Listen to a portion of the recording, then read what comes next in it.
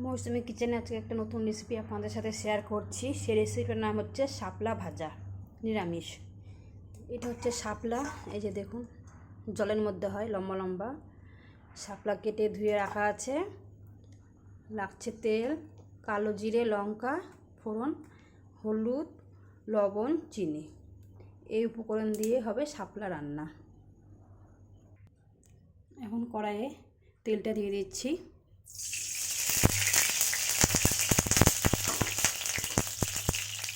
কালো জিরে আর লঙ্কাটা দিয়ে দেবো।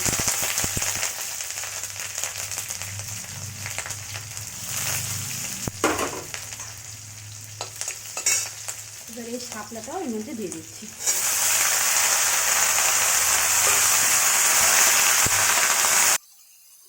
এখন আমি চিনি, হলুদ, লবণটা দিয়ে দেবো।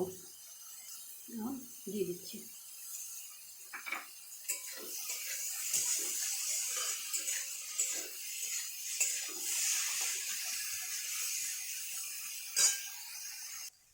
আমার শাপলা ভাজাটা হয়ে গেছে, এবার আমি নামিয়ে নেব। আমার শাপলা ভাজাটা রেডি, দেখুন কত সুন্দর হয়েছে।